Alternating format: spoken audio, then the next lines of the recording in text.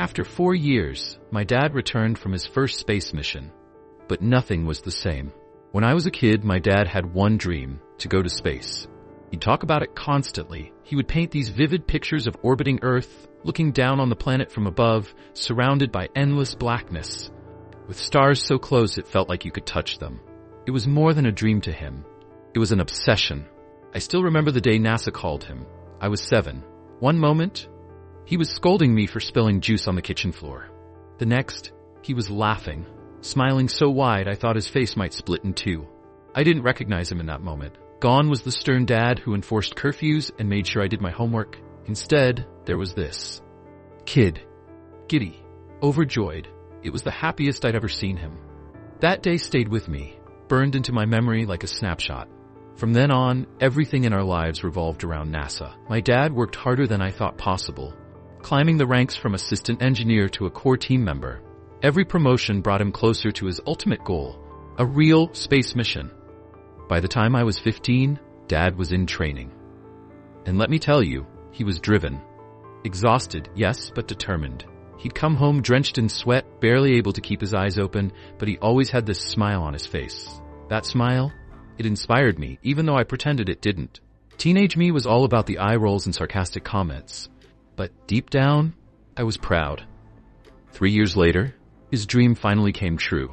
The day he boarded the shuttle was one of the most emotional days of my life. I had just turned 18. My mom was crying silently, her hand gripping mine so tightly it hurt. We both watched as the rocket took off, streaking into the sky until it was just a speck. I remember whispering, "Come back safe, Dad." But nothing could have prepared me for what would happen next. His mission lasted 4 years. In that time, life moved on without him. I went to college, dropped out, and had an identity crisis. I started dating someone, then broke up. Even our family dog passed away, and through it all, we barely heard from him. The details of his mission were classified. All we knew was that it was important enough to take him away for years. When he finally came back, I was expecting the dad I knew, the one who would burst through the door, arms wide, ready to share stories of the universe. But the man who returned, he wasn't my dad. He was quiet, withdrawn. His energy, his spark was gone. At first, we thought it was normal. After all, he'd been in space for years. But weeks turned into months, and he didn't get better. If anything, he got worse. He spent hours in his study, typing furiously on an old typewriter. He barely spoke to us. When I asked him what he was working on, he would just mutter, "You don't want to know." His once vibrant personality was replaced by fear. He flinched at sudden noises. He avoided eye contact. He was a shadow of the man I grew up with. One night I couldn't take it anymore. I needed to know what was going on. It was late, around 1 a.m. Dad was asleep on the couch after a fight with Mom. The house was silent, and the air felt heavy, like the walls themselves were holding their breath. I crept toward his study. The door was locked as usual, but I had prepared for this. I'd been watching tutorials on lockpicking, and with shaky hands, I got to work. The lock clicked open, and I froze.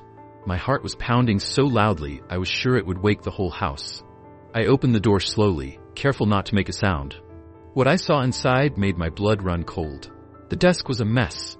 The typewriter was covered in blood. His fingernails, shredded.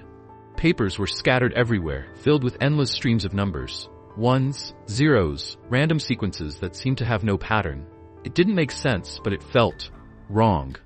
The air in the room was heavy, oppressive, like something unseen was watching me.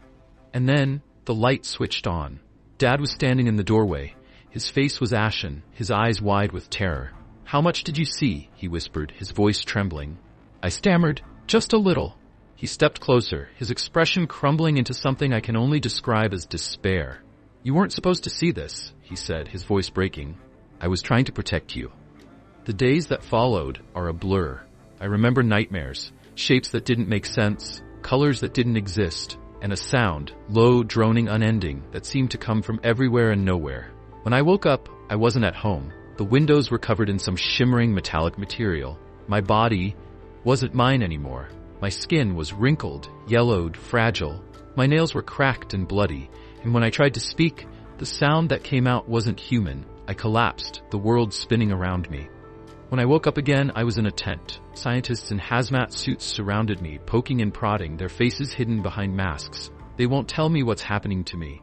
All I know is that my body is deteriorating, and my family, I don't even know where they are. I can feel myself slipping away. Every day I grow weaker, and every time I try to speak, that horrible sound escapes my lips. Dad, I'm sorry, I should have listened. Whatever followed you back from space, it's taking me to.